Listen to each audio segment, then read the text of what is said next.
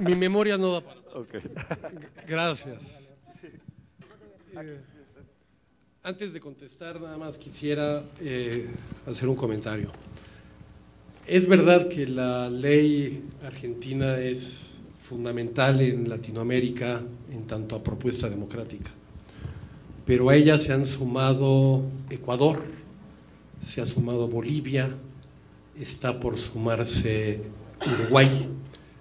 En Perú hay un serio debate ya a favor de ello, es decir, sin duda tienen una enorme responsabilidad continental, pero no es la única sociedad que ha demandado una nueva ley de medios. Algo de lo que no hemos hablado es esta repartición equitativa de las frecuencias. Por ejemplo, en Ecuador, una tercera parte del espectro radioeléctrico lo tiene sí la iniciativa privada, una tercera parte la tiene el Estado, los medios públicos, y el 34% lo ocupan los medios comunitarios, por poner un ejemplo. ¿Sí? Vamos una por una entonces. Cifras muy diferentes a las que tenemos aquí en México, Fernando. Sin duda. No es nada más el problema del financiamiento, sino es el problema no del libre mercado, sino el mercado de las ideas, que es lo que se ha dicho en condiciones iguales. En México lo que hay es un libre mercado, pero no un mercado de las ideas. ¿Sí? Vamos una por una, a ver. Te las pasamos ahí para que las tuvieras tú y si quieres responder. Hasta donde yo tengo registrado, y aquí está el director de la radio de la Universidad de Monterrey, creo que en México nada más un medio es atendido y trabajado por estudiantes. Ese medio es precisamente el que dirige el maestro Álvaro Guadiana, que ahí está atrás. Ellos, cada curso de radio, incorporan a los estudiantes, ellos deciden la parrilla, ellos incorporan sus proyectos musicales, siempre bajo la supervisión del coordinador, que es Álvaro, y esto es lo que sale al aire. Esto es, creo, la única radio estudiantil. El resto de las radios universitarias en México, unas más, otras menos, son radios hechas por profesionales. ¿Sí? Esto era una… Muy, muy buena puntualización, sí. Y ojalá y se replicara en el ejemplo de la radio Monterrey, sería muy interesante soltar esa posibilidad a los estudiantes. Adelante, Fernando. Sí. ¿Estás? Voy, ¿Cómo ayudaría esa nueva ley en crear radios universitarias y tendrá recursos para que siga al aire? Yo creo que tristemente ya no hay posibilidades. Esta nueva ley derrumba una de 50 años, ¿sí? 40 y pico, ¿cuántas? 60 años. Fueron muchos años en donde grupos políticos, grupos académicos pelearon y dieron mucho por ello para transformarla. Betty Solís ha sido una de ellas. No es que hoy haya amanecido pesimista, pero creo que no va a haber muchas más posibilidades para que haya cambios. Cambios que favorezcan el desarrollo de los medios públicos. Creo que lo que nos toca es a los medios que ya existen, transformarnos con el mayor principio de autocrítica y de compromiso. Sí creo que en general los medios públicos en México no cumplen su función, es verdad, en su gran mayoría y en la larga historia que han tenido, que hemos tenido, hemos sido medios oficialistas, medios de intereses de grupos políticos y no medios que volteen a ver las necesidades de los ciudadanos. Esto me parece que es gravísimo. Creo que eso es uno de los grandes retos, por eso decía no ser autocomplaciente con lo que tenemos, no nada más financieramente, sino en términos de la política que nuestros medios están o estamos obligados a tener para verdaderamente hacer los medios públicos porque tristemente creo que el espectro no va a cambiar mucho, por más que haya un canal nacional de televisión y estas cosas. Seguiremos con lo que tenemos, y lo que tenemos, tristemente, es el control total, puedo atreverme a decir, de quien tiene el espectro y de quien tiene los públicos, y esto no va a cambiar, ¿no? Creo. Carlos Camacho, ¿cuál es la percepción entonces de los investigadores de la comunicación, de la gente del CONEIC en torno a esta ley mexicana? Es una ley que quedó a deber a los académicos, a las radios públicas, a las radios comunitarias, y fue una ley que sigue privilegiando a estos poderosísimos grupos empresariales de la comunicación. ¿Cuál es tu percepción? Sí, la verdad es que nosotros estábamos esperando que se tuviera un cambio muchísimo mayor, y se quedó, creo que corta la reforma, las leyes, porque creo que ahí era el espacio en donde tenemos que darle a la radio comunitaria, a las redes universitarias, para que pudieran intervenir.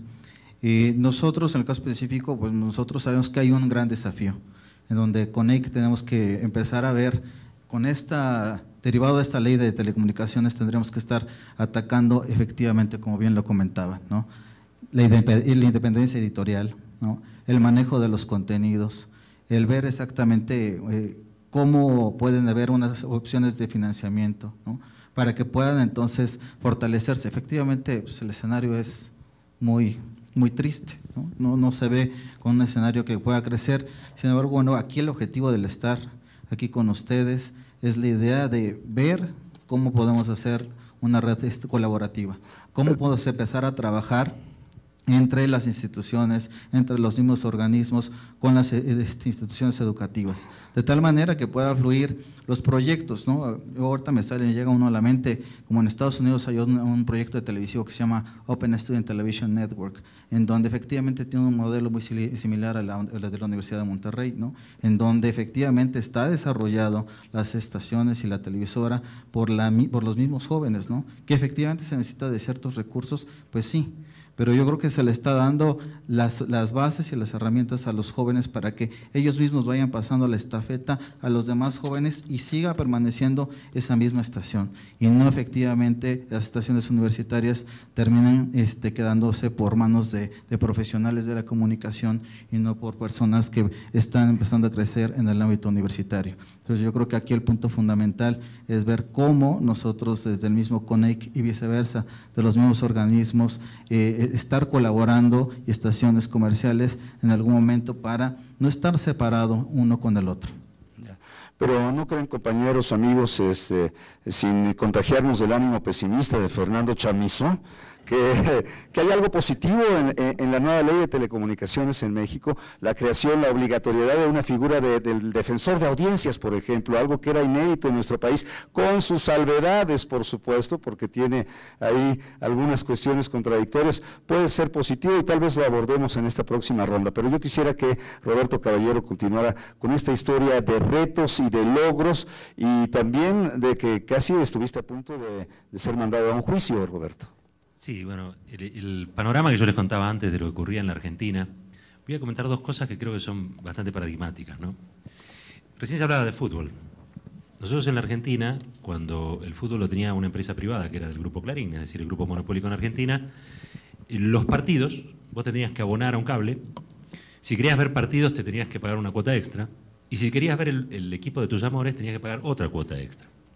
Si no pagabas esa cuota extra, la primera y la segunda, lo que tenías en tu servicio de cable televisivo eran dos cámaras que enfocaban las tribunas y un relator que te contaba el partido. Entonces vos veías las expresiones de la gente, gol, no gol, se fue afuera, córner, y no podías ver el partido. O sea, la cultura popular que se expresa a través del deporte estaba en manos de un monopolio que negaba la posibilidad de ver algo tan lindo como un partido de fútbol, por lo menos para lo que nos gusta, ¿no? Y finalmente, bueno, se hizo un programa, que esto tiene que ver con la discusión por la ley de medios en Argentina también, que es Fútbol para Todos, donde ahora la televisión pública tiene los derechos de televisación y da el fútbol gratis. Y podemos ver los partidos de fútbol gratis todos los sábados, todos los domingos, y festejar con nuestras familias, porque antes teníamos que ir a comer a algún lugar, a algún bar, a algún restaurante, que compraban los derechos y podíamos ver allí, pero teníamos que comer. Y así engordábamos. Entonces digo, la verdad que ha mejorado la dieta nuestra de todos los días gracias al fútbol para todos. Y eso quería comentarlo en función de lo que había sucedido con el deporte aquí. Qué maravilla que pueden hacer. ¿Cuáles son los retos de los medios públicos? Me estaba acordando de Plaza Sésamo. Lo habrán visto alguna vez. Eso es la televisión pública de los Estados Unidos, la PBS, un programa que ha hecho furor. En la Argentina tenemos un canal que se llama Paca Paca, que también es muy parecido a lo que se genera en contenidos educativos. Es un canal que, por ejemplo, depende del Ministerio de Educación. No es exactamente un medio del sistema de medios públicos, pero sí es un medio público. Y la verdad es que yo lo que vos comentabas recién fue paradigmático en el sentido de que estos grupos monopólicos que se arrogan la defensa de la libertad de expresión, a mí me quisieron meter preso, porque desde mi programa de radio, también desde el diario, defendía la aplicación de la Ley de Servicios de Comunicación Audiovisual. Entonces, la crítica al monopolio era una instigación a la violencia. Entonces, bueno, tuve que ir, se me inició un proceso penal, tuve 2 meses, ha sido nada, yo lo cuento como anécdota. Si bien los primeros días estaba bastante preocupado, 2 meses después, obviamente me sobreseyó un juez de primera instancia. Pero esto de correr con el Código Penal, las ideas, ¿no? Digo, el palo, el garrote del Código Penal a las ideas, en la República Argentina al menos, digamos, no lo hizo este gobierno, el gobierno actual, no lo hace el Estado, que en realidad en la Argentina se ha debatido un Estado de tipo garante de derechos, ¿no? Nosotros tuvimos muchos años con estados que en realidad suprimían derechos. Y la verdad es que en la última década en la Argentina aparece un Estado garante de derechos, es decir, un Estado que nos permite ver el fútbol. Wow. Un Estado que, entre otras cosas, y no solamente por mero entretenimiento, esto es básicamente un símbolo político de lo que ha sucedido allí, pero un Estado que también, en las cuestiones estrictamente legales vinculadas a la libertad de expresión, ha despenalizado los delitos de calumnia e injuria. Y el grupo comunicacional monopólico no entendió que entramos en el siglo XXI, no entendió los derechos de cuarta generación, jamás leyó el Pacto de San José de Costa Rica, principio 12, si mal no recuerdo. Los monopolios públicos y privados conspiran contra la democracia. Eso lo dice el Pacto de San José de Costa Rica, eso forma parte de lo que es la dimensión jurídica a la que suscribe, por ejemplo, la Ley de Medios de Argentina, pero también todo el sistema interamericano de derechos humanos. No sé en México si han sumado estos pactos, digamos, a la Constitución, no conozco el detalle, pero en la Argentina estos pactos son de rango constitucional. Entonces, por eso yo les decía que cuando se atenta contra la libertad de expresión en mi país, claramente el que atenta contra la libertad de expresión es el grupo concentrado y monopólico de la comunicación, y en este caso sí, el Estado, con un gobierno eventual, siempre aclaro eso, se ha puesto los pantalones largos en función no de regular, no de perseguir, sino de equilibrar las fuerzas, de que haya discursos posibles más allá de los intereses pecuniarios de un sector. Intereses pecuniarios, voy a hacer una aclaración ahí. Son intereses pecuniarios, intereses de lucro, pero fundamentalmente son intereses políticos. Porque uno a lo largo de su vida, yo no sé, imagino aquí en México, en Venezuela, en Chile, en Argentina, vemos pasar presidentes. Los presidentes pasan. Los partidos políticos cambian. Hay presidentes que se jubilan, hay diputados que pasan a hacer otras cosas. Pero los dueños de los medios de comunicación son siempre los mismos. Entonces uno siempre me pregunto yo, ¿dónde está el poder real? ¿Dónde está el poder que diseña lo que debe discutirse y lo que no? ¿Quién maneja las agendas públicas? ¿Quiénes nos hacen discutir sobre ejes falsos? Y eso yo creo que es importante porque hay una mirada que sí la ley argentina no ha tenido. Yo acá tengo este pequeño librito, es la Ley de Servicios de Comunicación Audiovisual, editado por la Defensoría del Público de la Argentina, que es un organismo creado por la ley. Organismo creado por la ley, con regulación de comisiones bicamerales, y que tiene un presupuesto propio, también regido por la ley. ¿Sí? Que es un porcentaje de lo que recauda la AFIP Argentina, que es el ente recaudador, y que es el que distribuye a la autoridad de aplicación, a la Defensoría del Público, al sistema de radio y televisión, el dinero para que funcione. Entonces no, por suerte, digo yo, entiendo yo, no tienen que estar limoneando, digamos. Hay una regulación muy estricta de cómo se proveen los fondos para que funcionen los medios públicos. ¿Por qué? Porque nos interesan los medios públicos, porque en los medios públicos se muestra la diversidad, la pluralidad y todo lo bueno que somos de distintos. Yo siempre digo, qué aburrido sería si todo fuera monocorde. Y la verdad es que esa monocromía está siempre postulada del mismo lado, que son los sectores concentrados, ¿no? Entonces, en ese punto yo digo, ofrezco, digamos, si quieren después visitar o darle una pequeña visita, ver el tema de financiamiento, que creo que es importante, y ver también los propósitos y las obligaciones. Por eso yo le decía, es una ley que es, diría yo, una ley de Estado, una política de Estado a largo plazo, que es lo que generalmente... Y también que ha sustraído, y permítame que me extienda en esto porque hace 2 días que lo quería decir, y ahora me voy a sacar las ganas. Excelente. No, fui a la charla, a la clase magistral del amigo Scolari, el primer día, que fue brillante, fue maravillosa, porque a mí me gusta mucho la tecnología. Es más, no diría que soy un apasionado, pero me gusta mucho.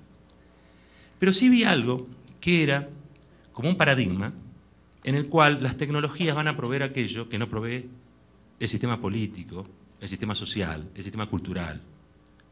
Como que hay un nuevo mito, y es que si estamos en Twitter somos libres. Y a mí eso me perturba un poco, porque los dueños de las tecnologías, desgraciadamente, son los dueños de las otras cosas.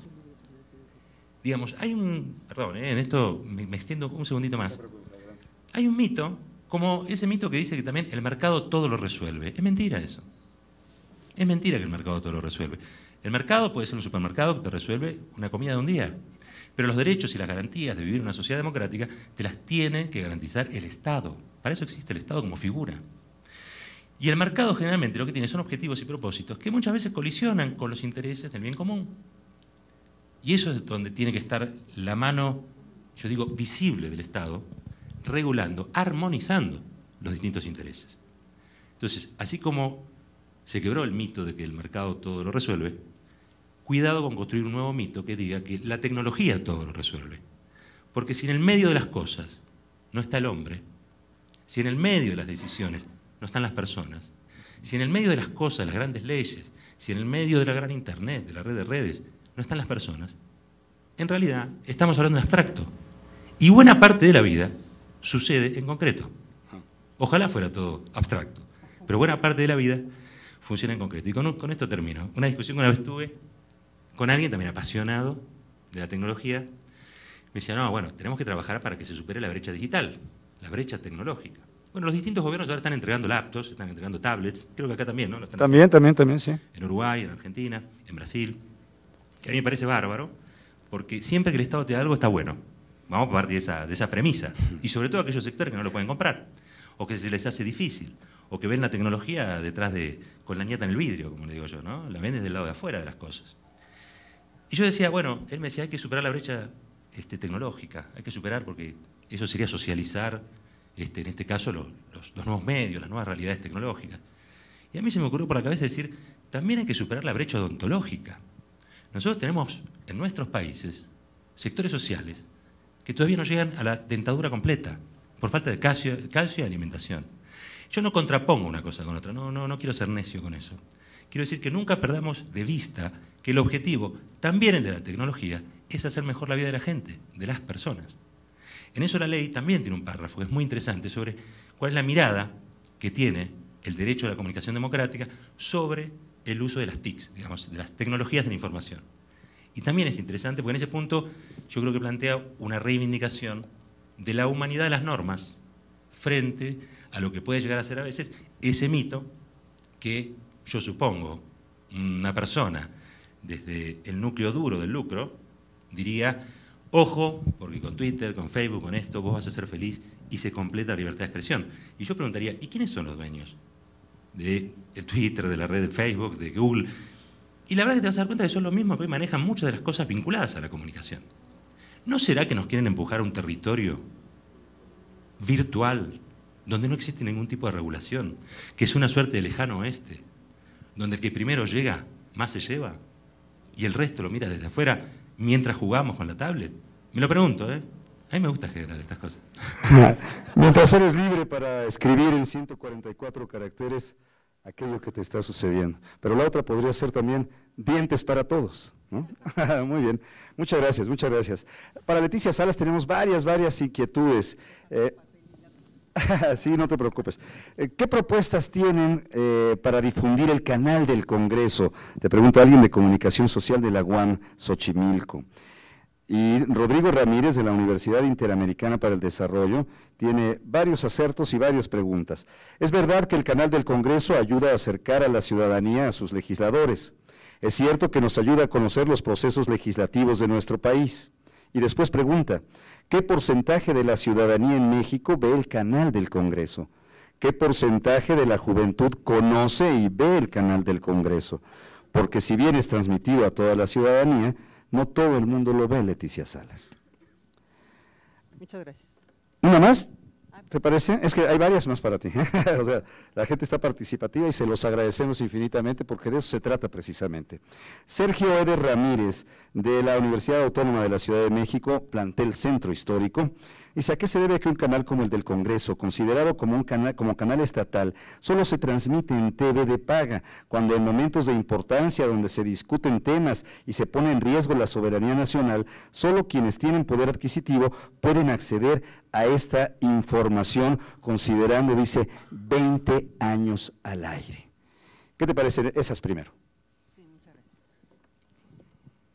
Bueno, respecto de las propuestas de difusión que hace un compañero de la Universidad Autónoma Metropolitana, quienes observan, digamos, incluso al interior de las propias cámaras o de manera externa, parecería ser que siendo un canal del Congreso, un canal en donde interviene la Cámara de Diputados en la determinación de su presupuesto operativo, podría ser un canal que cuenta con todo el presupuesto que requiere un canal de esta naturaleza. Y tanto el equipo de trabajo del canal del Congreso como quienes en un momento dado intervenimos en esta situación de poder gestionar los recursos necesarios y los propios legisladores que integran la comisión bicameral, realmente es una labor bastante ardua, continua, para sensibilizar a aquellos que tienen la toma de decisiones sobre los recursos con los cuales debe operar el canal del Congreso. Y en este marco general entra el tema de la difusión. Seguramente ustedes no, como si lo tienen incluso el canal judicial, inserciones en la prensa, en las principales revistas del país, promocionales de radio, es decir, hay un gasto o una inversión puesta en la difusión de otros canales públicos, ¿no? Incluso el canal 11, el canal 22. El canal del Congreso no cuenta con esos recursos.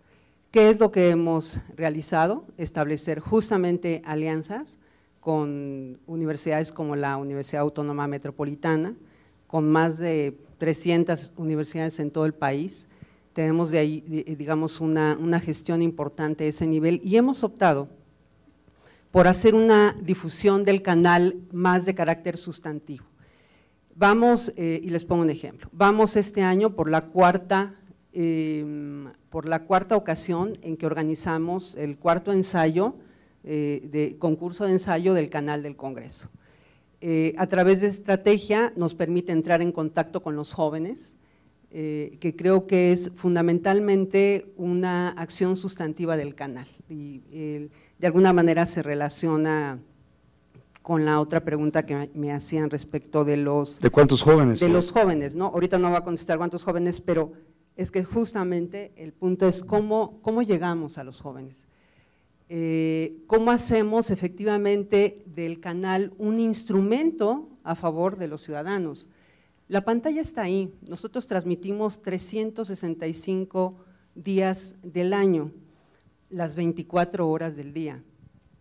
Y hemos elegido o apostado conjuntamente con el órgano rector, con los legisladores y el Consejo Consultivo, en desarrollar tareas que no sea estar pagando necesariamente publicidad en otros medios de comunicación abiertos o impresos, sino desarrollar este tipo de acciones de vinculación y de promoción del canal del Congreso y de reflexiones.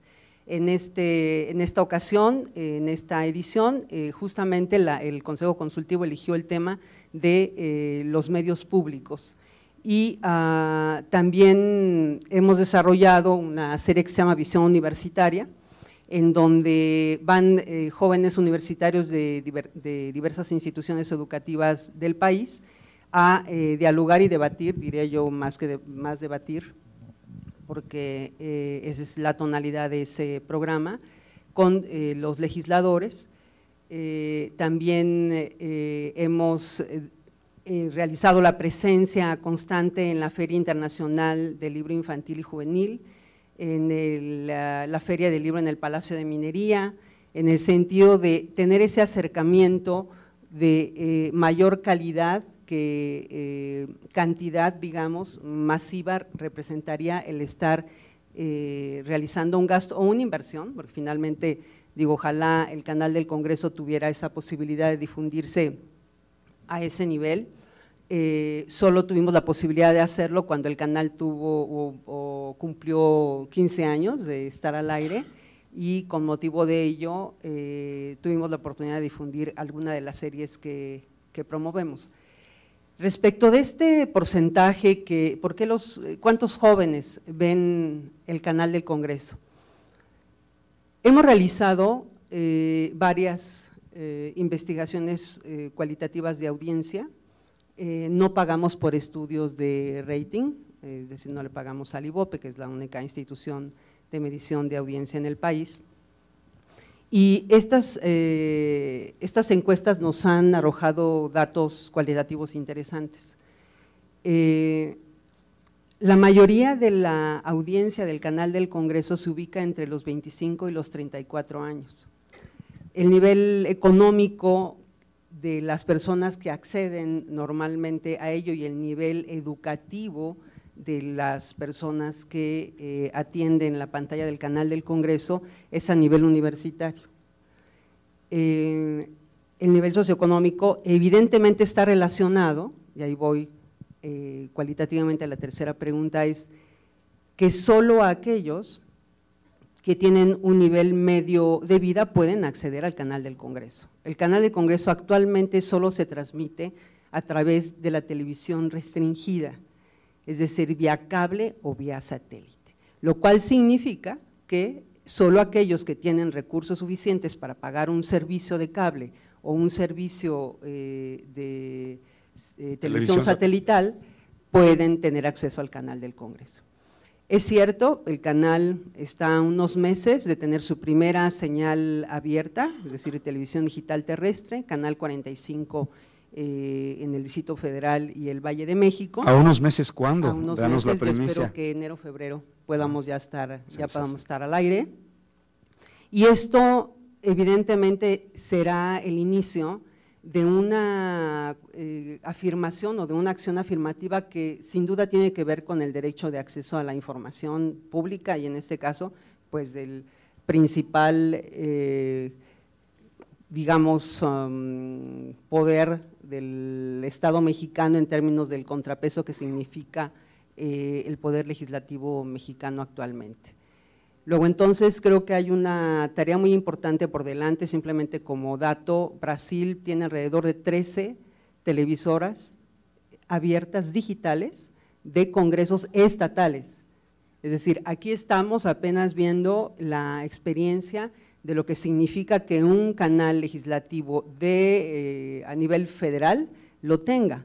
En Brasil ya van avanzando de manera bastante rápida en la apertura de la televisión digital para efectos de lo que sería la información pública en los congresos de los estados. Muy bien, muchísimas gracias, Leticia Salas, y es una buena noticia que el canal del Congreso tenga finalmente una señal en la televisión abierta. Eso puede ser muy positivo.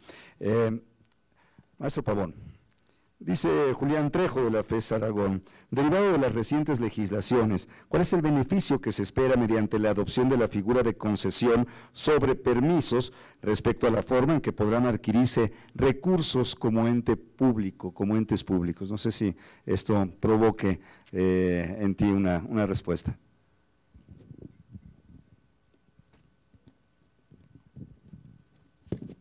Pues mira, dentro de lo que implica este tránsito a la concesión, realmente lo que nos está permitiendo es garantizar ese dejar de ser o tener ese tufo o esencia a medios oficialistas y gubernamentales y empezar a movernos más hacia una realidad de un medio público como tal. Yo creo que ese es el gran beneficio y ligando la pregunta también con lo que decías hace un momento de, bueno, ¿qué nos trae la ley en toda esta historia?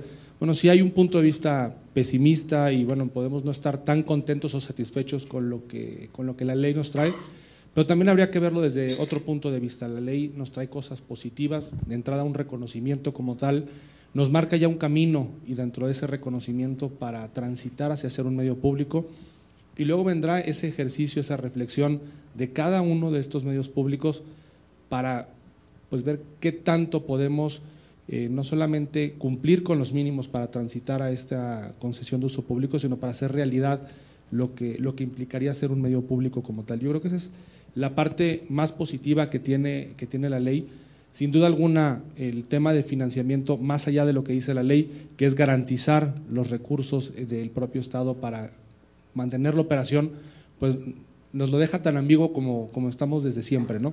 En esa parte yo creo que no está muy claro cómo debe ser. Si bien es cierto la ley en las concesiones de uso público marca algunos rubros de financiamiento, pues simplemente enlista algunas de las cosas que ya hacíamos como tal los diferentes medios a nivel nacional, ¿no? Como buscar coinversiones, como buscar patrocinios. Entonces, ahí ya es algo que veníamos haciendo. Si bien es cierto no estaba puesto en blanco y negro, era algo que a lo largo del tiempo habían sido pues derechos ganados o concesiones que se habían ido obteniendo con este transitar. Esta pregunta que hace Leticia Mendoza de la Universidad Autónoma de la Ciudad de México no es precisamente de tu especialidad, pero como hemos hablado en este tenor, creo que podrías tú darle respuesta. Dice, con esta nueva ley de comunicación, ¿qué va a ocurrir con las radios comunitarias? Bueno, yo creo que ese no es ámbito precisamente… Por eso te digo, pero sí podrías aventurar, digamos, una respuesta a esta inquietud de Leticia. Sería a lo mejor un poco atrevido. Sin embargo, bueno, las concesiones de uso social están claramente definidas dentro de lo que es la ley, que tienen que ver para temas de divulgación educativa, cultural, científica. Ellos sí tienen garantizados en la ley un porcentaje de lo que implica… El 1%, ¿no? Sí. El 1%.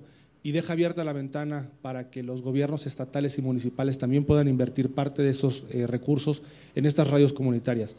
Luego habrá que ver en qué fin o dónde pueden ir a dar estas radios comunitarias con este financiamiento y qué tan auténticas comunitarias pudieran llegar a ser dentro de este camino, o si con este financiamiento pues pudieran desviar ese curso. Pero ya es un tema muy aventurado y es simplemente una opinión a bote pronto. Por supuesto, y te lo agradecemos muchísimo. Hay que decir que sí, las radios comunitarias han tenido una larga historia de lucha para tener un espacio en este país, para lograr en aquel entonces un permiso y ahora una concesión, y me parece que las condiciones no serán mejores para estas comunidades que pretenden adueñarse de sus espacios comunicativos. Muchísimas gracias, Octavio. Y bueno, esto que dijo Fernando Chamizo sí pisó un callo.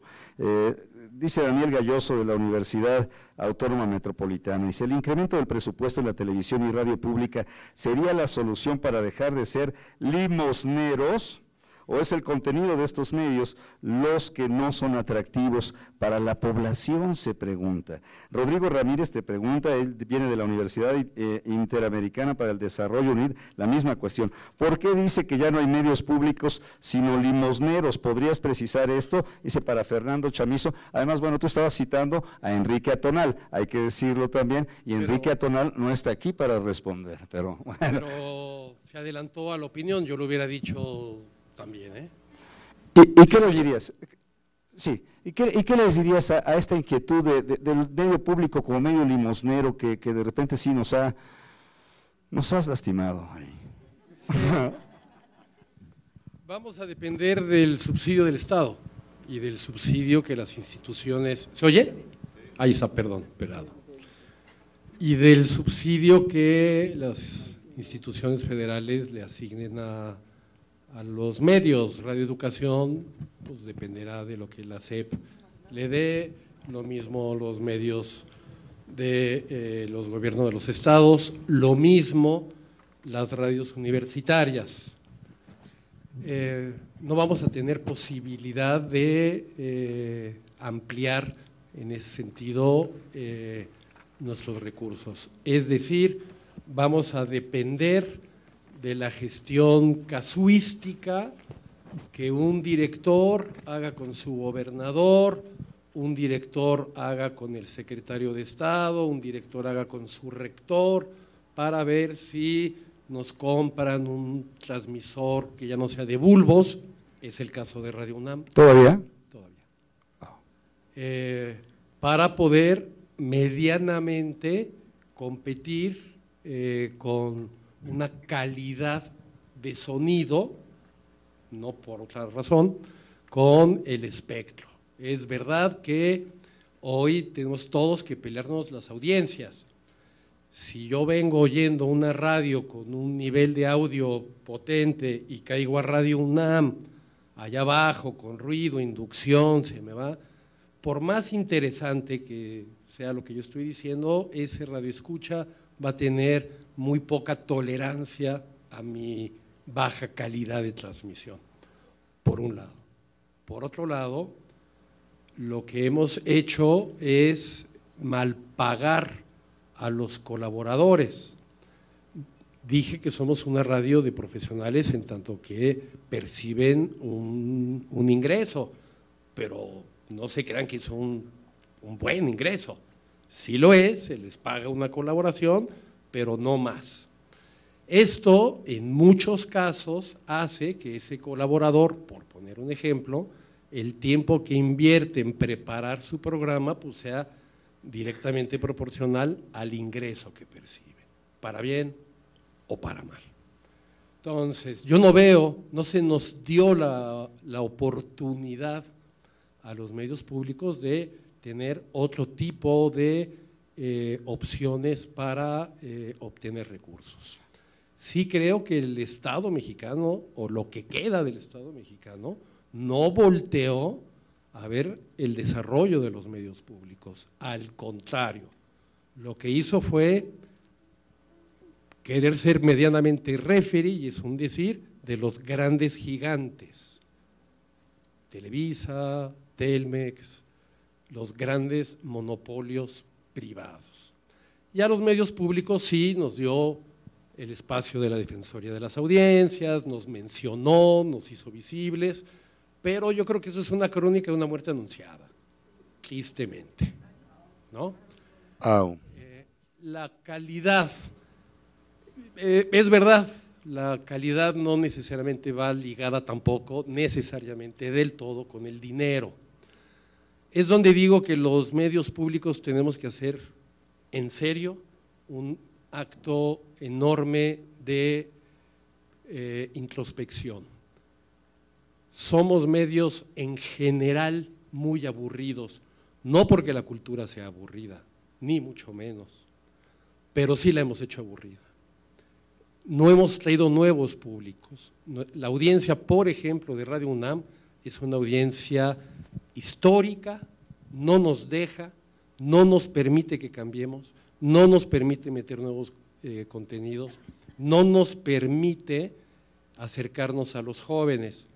Es verdad, parecería lógico, que una radio universitaria debería de tener en su audiencia estudiantil su primer principio de oyentes. No es el caso de Radio UNAM, no sé si sea el de otra universidad o el de otra radio universitaria.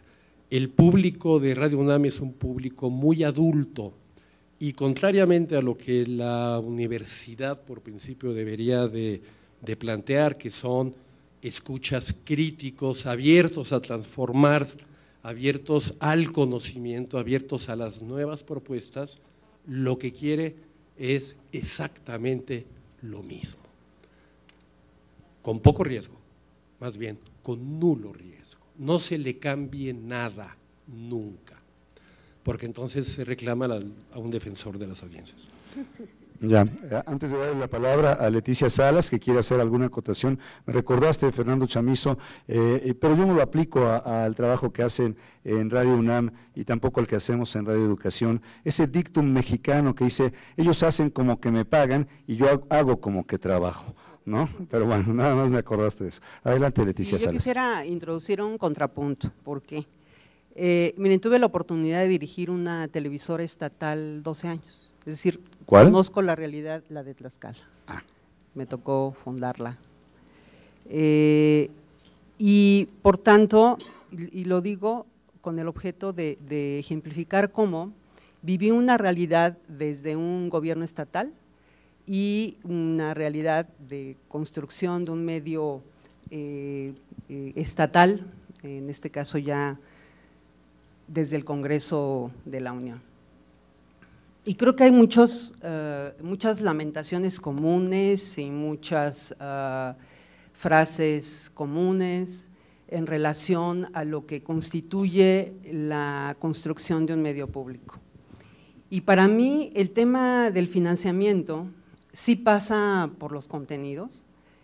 El tema del financiamiento no necesariamente cuando una televisora, porque las hay dentro de las televisoras estatales, así como aquí ha hablado Juan Octavio de que hay una enorme diversidad muy amplia en términos tanto jurídicos como en sus contenidos en la República Mexicana, tal vez justamente tan diversa y tan amplia y de tantos contrastes y matices de riqueza y pobreza en el país, pues así también la hay en las televisoras estatales. Y no necesariamente una estación de radio o una televisión pública que cuente con recursos suficientes, en donde hay un Estado o un gobierno con una postura de decir voy a financiar mi televisora porque es mi obligación como desde un punto de vista de Estado financiarla. Y exploren sus contenidos, ¿no? en algunos casos, y no necesariamente estarán a favor de generar o producir una comunicación pública. De la misma manera que aquellas estaciones de radio y televisión que manejan pocos recursos, necesariamente también van a hacer una comunicación que deje o se aleje de lo oficialista. Me parece que son lugares comunes.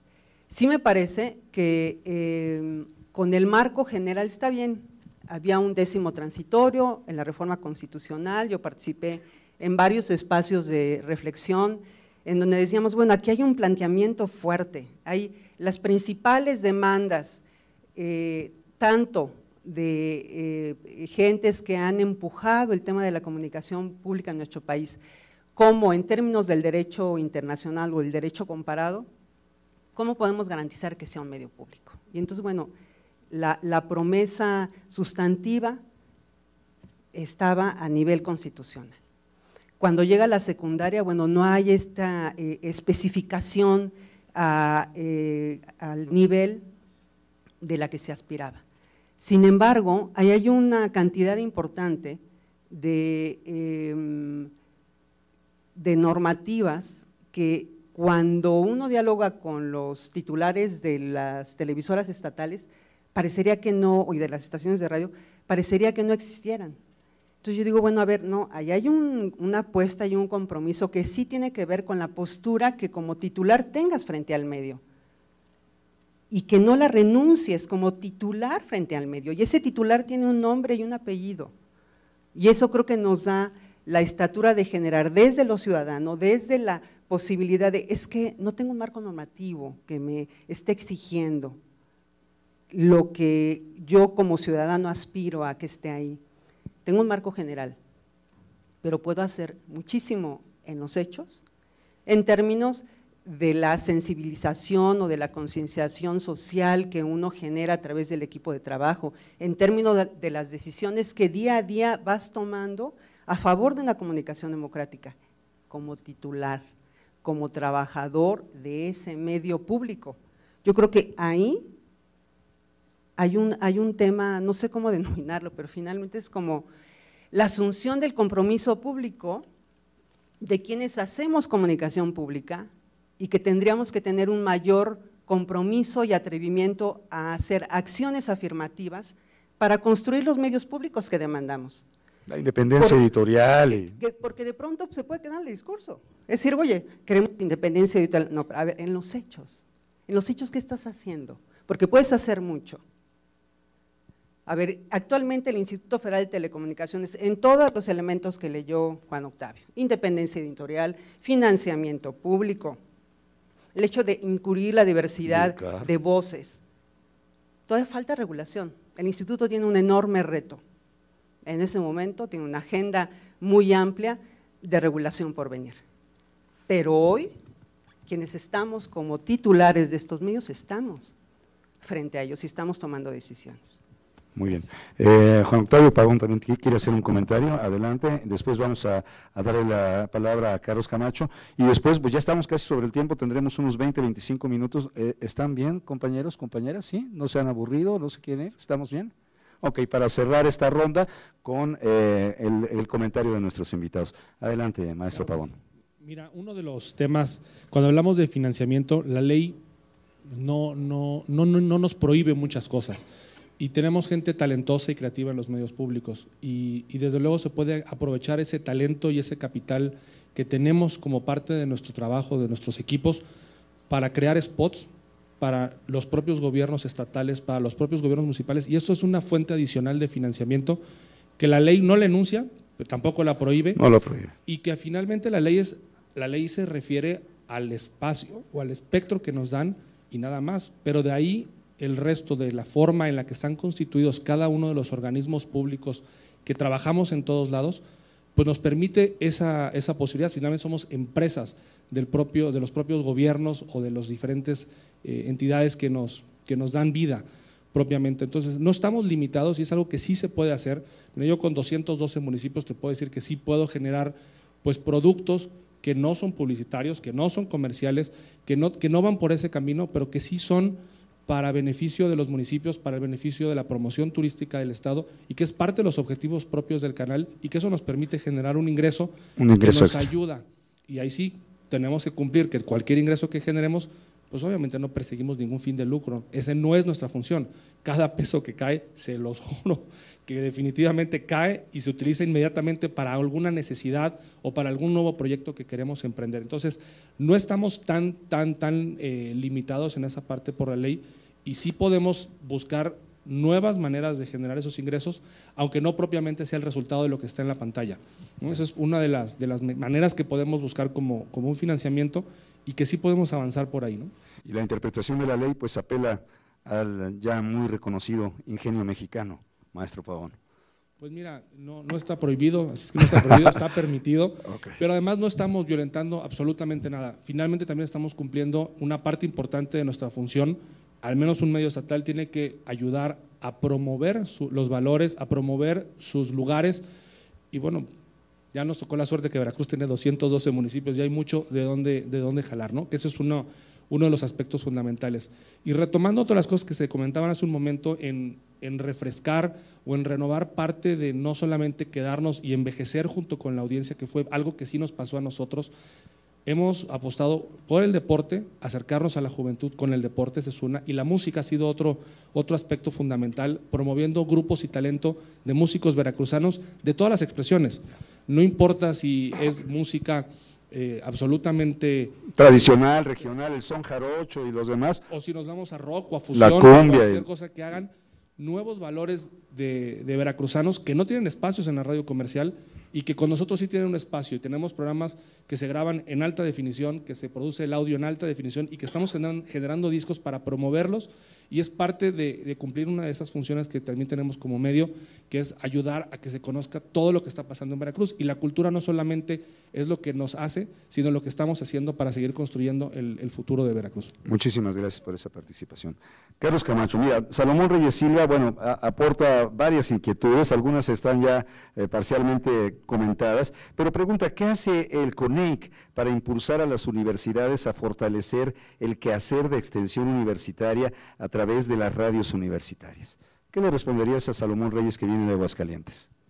Mira, lo que te puedo comentar es que, y les puedo comentar, es que CONEIC ha generado espacios.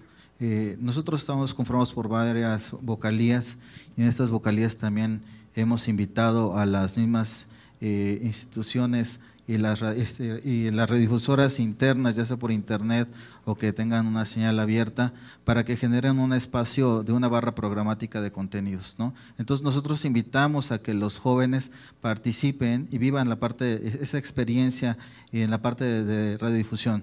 Sin embargo, bueno, también buscamos otros espacios para que puedan estar impulsándose en la parte de la investigación, en donde se genera una serie de también concursos, ensayos que también lo estamos haciendo en colaboración también con el canal del Congreso, ¿no?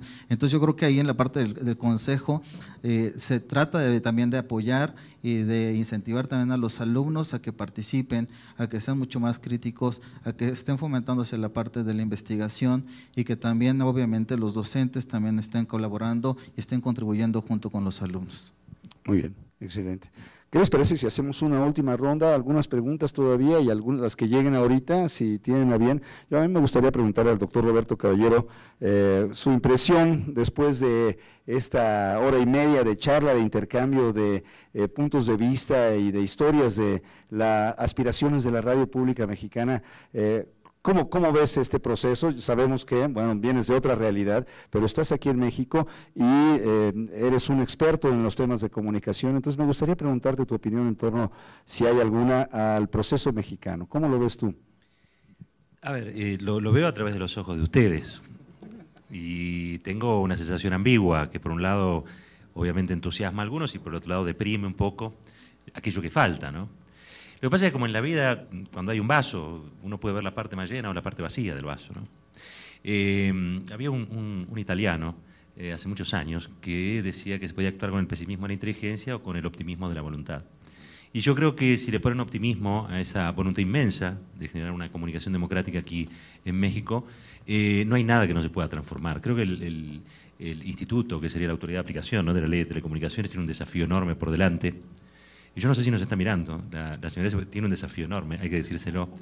Pero el mayor desafío, entiendo yo, es que tienen que dejar de ver a las audiencias como consumidores. Las audiencias son sujetos de derecho. La comunicación no es un asunto mercantil, es un asunto de derechos humanos.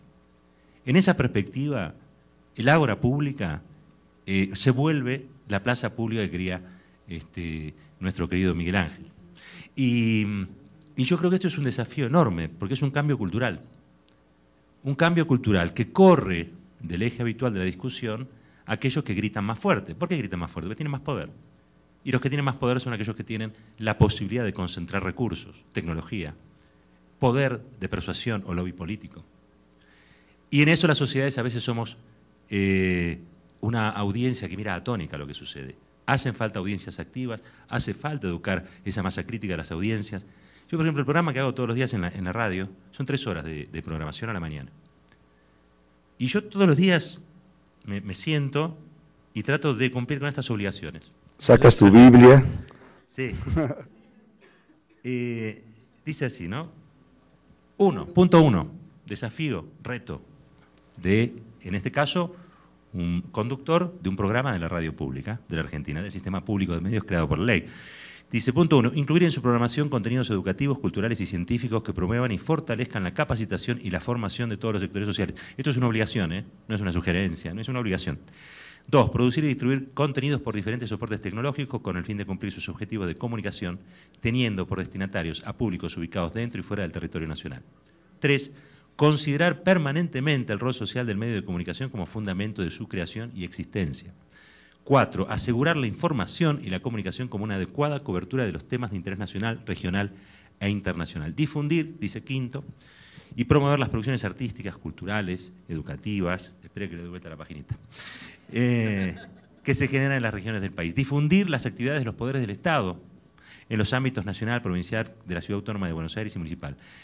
Dice, celebrar convenios de cooperación, intercambio con otras radios, ofrecer acceso de manera global mediante la participación de los grupos sociales significativos como fuentes y portadores de información y opinión en el conjunto de la programación de radio y televisión argentina, Sociedad del Estado. Y uno dice, ¿cómo hago? Es lo primero que se me ocurre cada mañana. Y sin embargo, se hacen, y son 3 horas, donde nosotros tenemos, por ejemplo, un especialista en ciencia, un especialista en derechos humanos permanente, un especialista en educación sentada a la mesa, un grupo de grandes colaboradores que están allí en el programa. ¿Pero por qué les quiero contar esto? Porque nada de eso sucede, por ejemplo, en los medios comerciales o en los medios concentrados. Eso lo aporta el sistema público de medios de mi país, y lo que yo sí creo es que eso compensa, equilibra, promueve una sociedad y una comunicación más democrática. Tenemos un problema. Se han generado también audiencias muy críticas, con lo cual a mí me ha pasado más de una vez que dice, el artículo de la ley tal dice tal cosa y usted está diciendo lo contrario. O me ha pasado una vez que utilicé la metáfora absurda que uno utiliza de buena fe, que es, hay una lectura esquizofrénica, dije. Y me llamó una mamá de alguien que padecía esquizofrenia y me dice, es una enfermedad. Y la verdad es que me sentí mal, me sentí ofendida. Entonces yo me senté al otro día ante el micrófono y dije, yo no estoy aquí para ofenderla, ni para hacerla sentir mal. Así que le agradezco la corrección, ese derecho a réplica inmediato, digamos, con la audiencia. Tiene que ver mucho con el espíritu de la ley. Y lo sorprendente fue que después aparecieron como 10 oyentes más diciendo que agradecían que yo hubiera pedido disculpas, pues no se habían animado antes. Pero sí el primero se había animado. Ese intercambio con las audiencias también forma parte del espíritu de la ley de medios y del sistema público de medios. Y en relación a lo que decían sobre si lo público es aburrido o no, ese programa, donde como ven yo hablo mucho, en general anda muy bien, tiene mediciones muy buenas. La radio en general está entre las 4 más escuchadas del país, con una diferencia, no tiene, porque no está en sus objetivos, por supuesto el lucro, y tampoco tiene un poder de propaganda y difusión de sus propias actividades, conductores, programas. O sea, no tiene la capacidad desde la supremacía que tienen algunos grupos económicos de instalar lo propio. Entonces, hay un enorme mérito en que esta radio ocupe uno de los 4 lugares principales de elección de las audiencias. ¿Y por qué? Porque mezcla información, entretenimiento, pero siempre defendiendo estas cosas que son obligaciones para todos nosotros, los comunicadores que aceptamos, obviamente, esto que es una ley.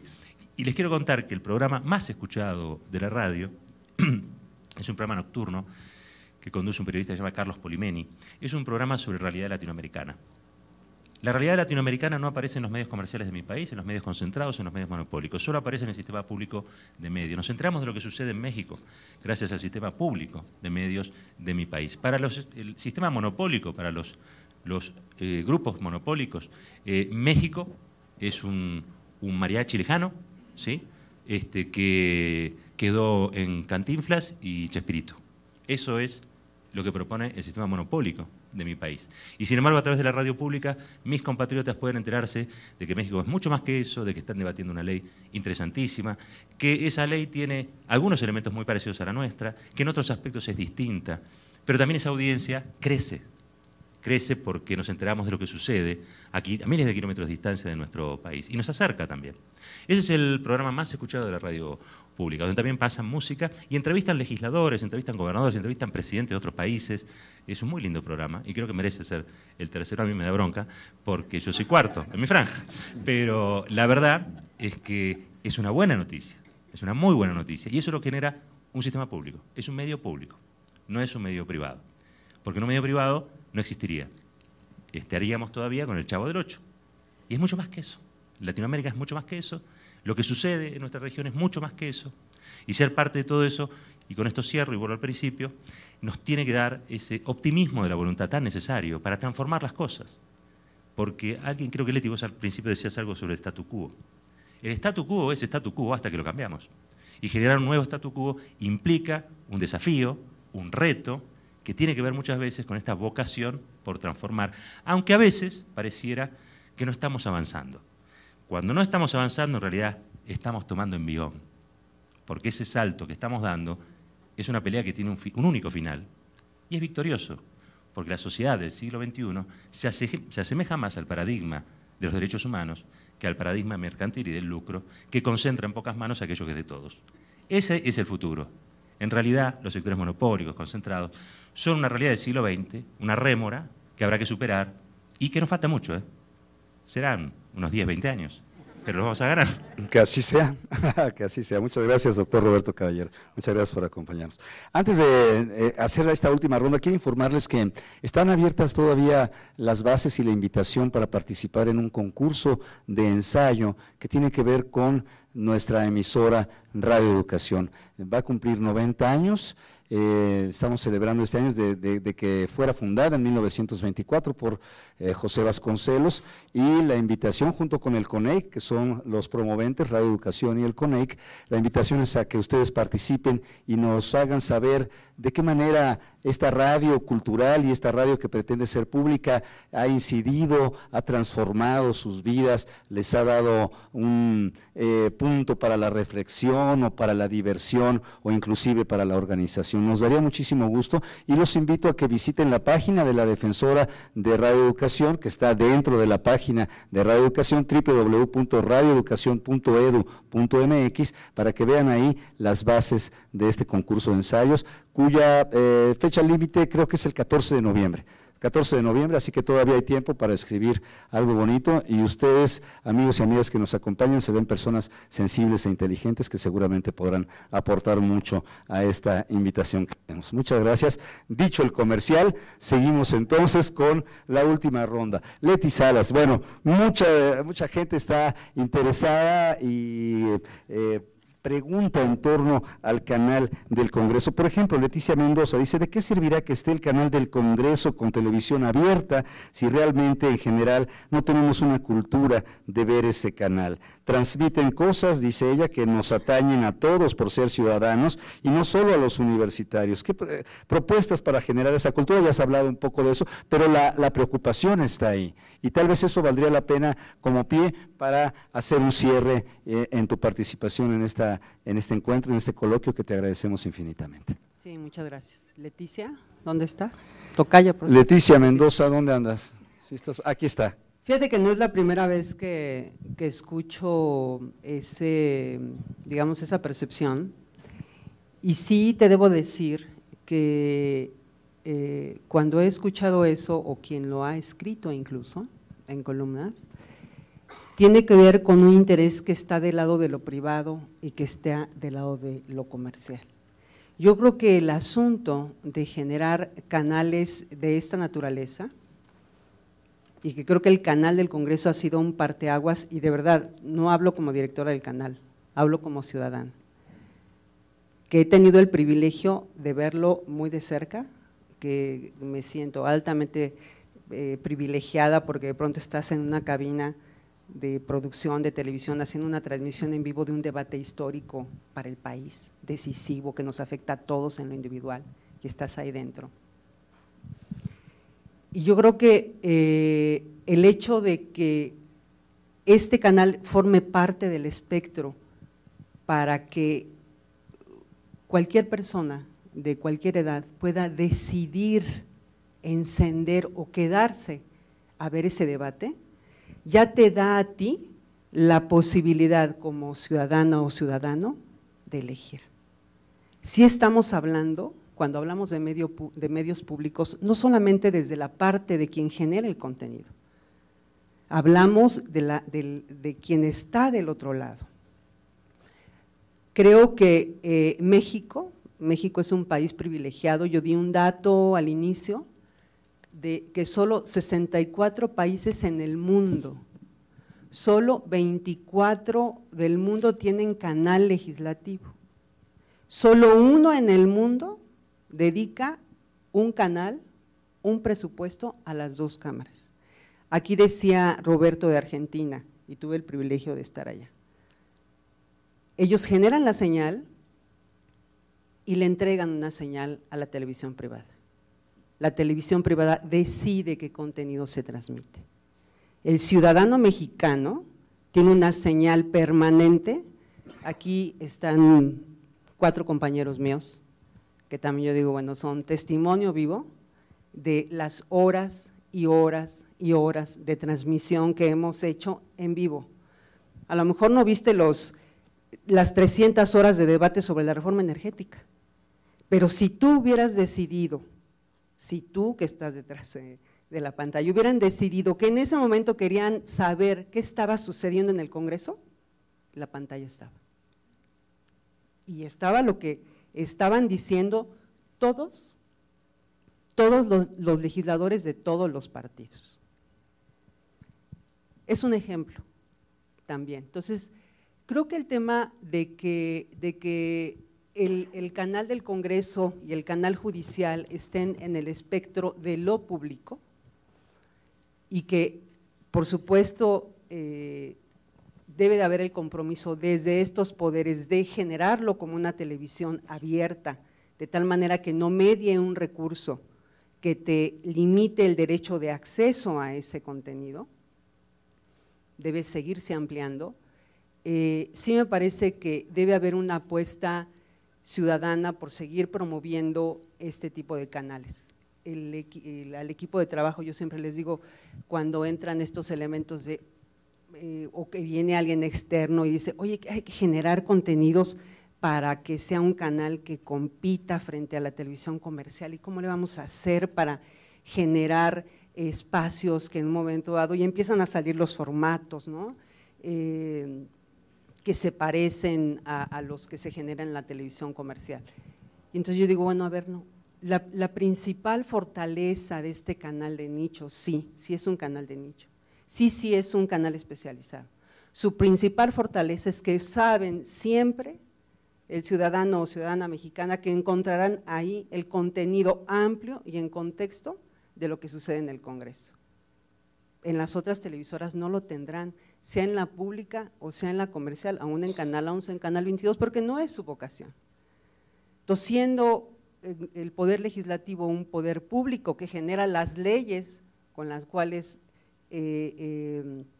da un cauce normativo y dan causa a la vida cotidiana de los mexicanos y las mexicanas, pero por supuesto creo que es un canal cuya valoración no debe pasar por el rating, que es un haber del ciudadano en que este tipo de canales existen. Muchísimas gracias, Leticia Salas, directora del Canal del Congreso, por tu participación con nosotros. De verdad, te agradecemos muchísimo por compartir tu tiempo. Y bueno, maestro Pavón, menudo reto el de la red de radiodifusoras y televisoras estatales, pero ¿qué nos dirías, por ejemplo, en torno a los contenidos, por ejemplo, a limpiar esta imagen? Dice Marisela Vázquez Carrera de la Universidad del Golfo de México Norte, de Orizaba, Veracruz, pariente, oye, pariente. Se ha dicho que los contenidos deben ser atractivos para llamar la atención, pero ¿cómo conseguir que alguien se interese por ver o escuchar un medio de contenido interesante si estamos acostumbrados a la telebasura o a la radiobasura? ¿Qué le dirías?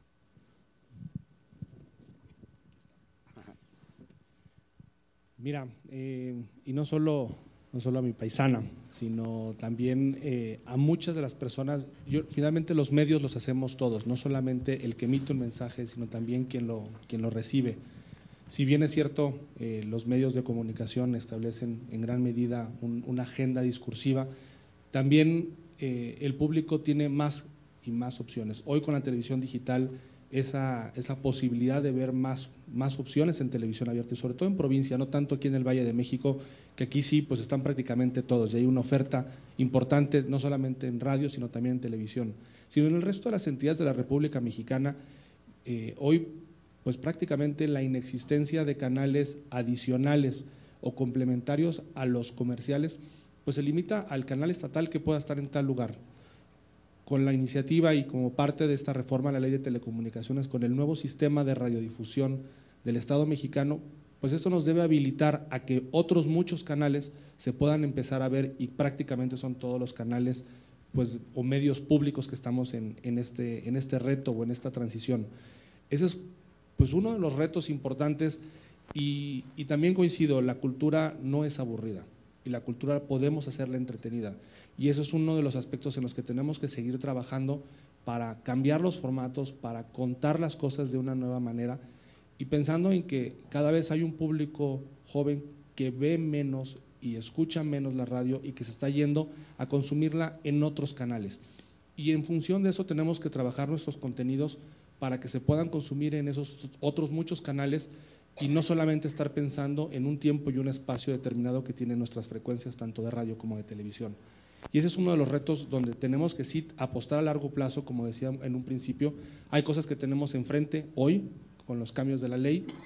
Sigo sosteniendo que hay que ver los aspectos positivos que tiene la misma, porque además vamos a tener, si nos pasa como la ley anterior, pues convivir con ella otros casi 60 años.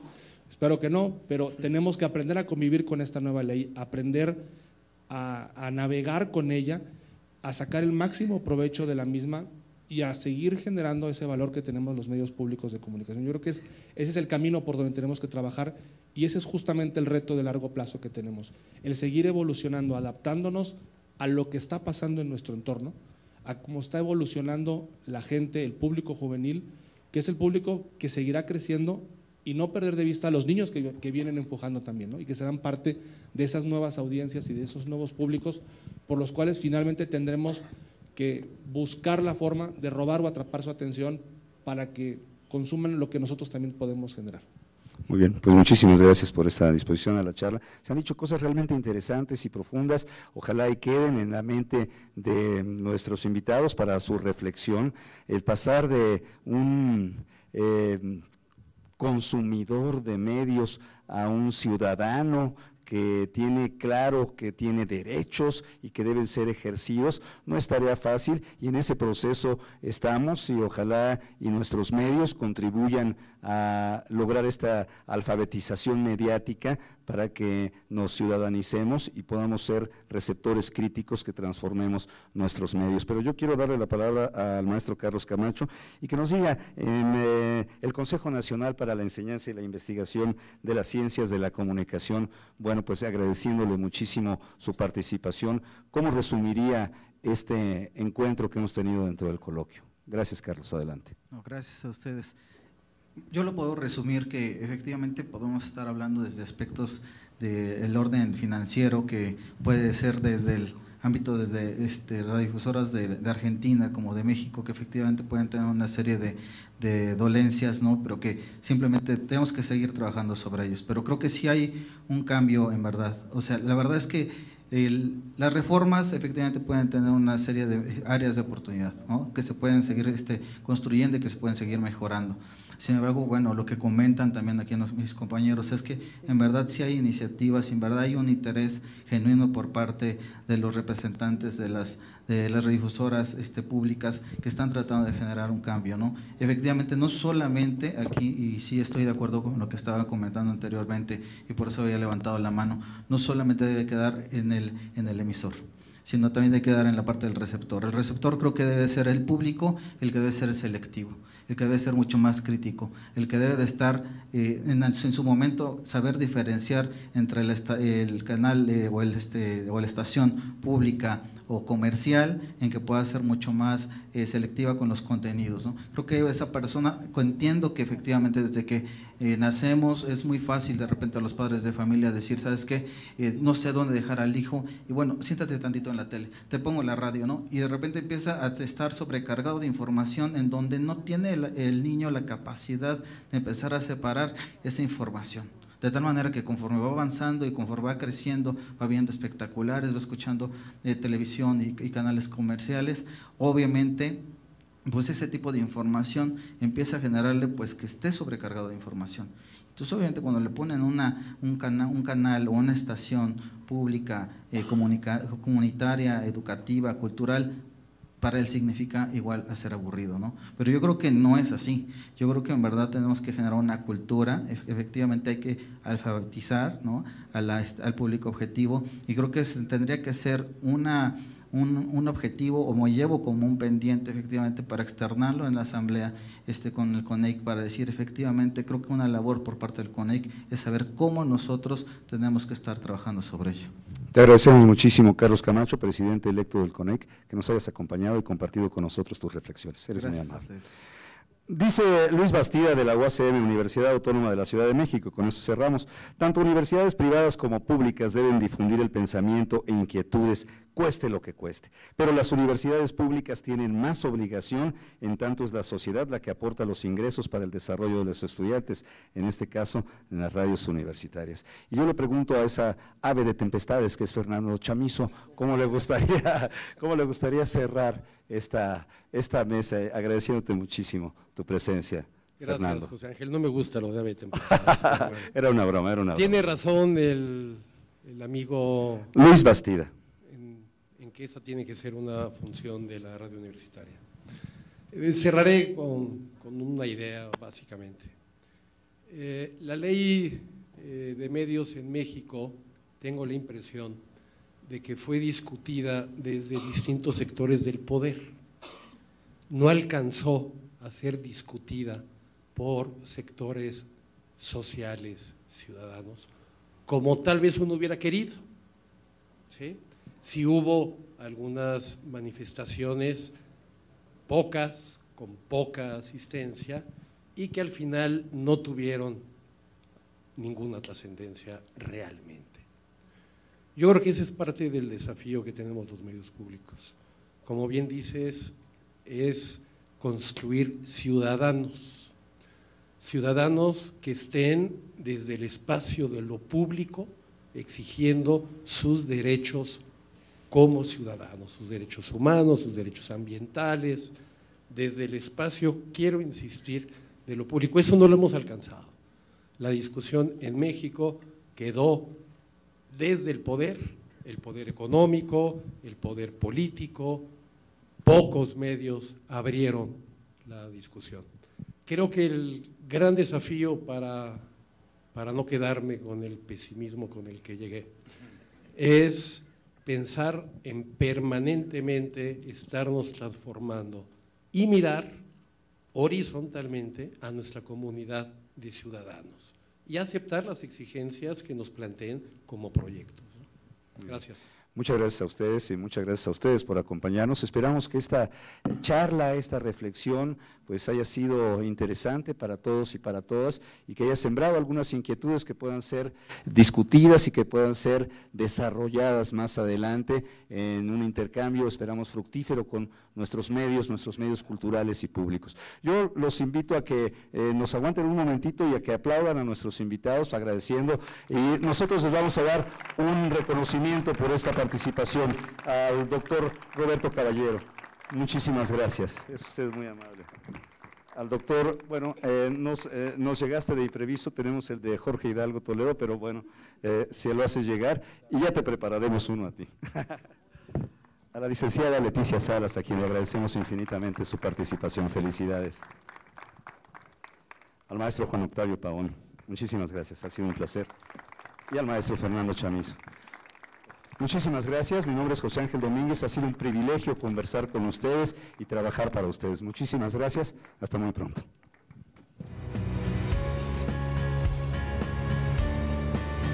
Canal del Congreso, el canal de la Unión, presentó.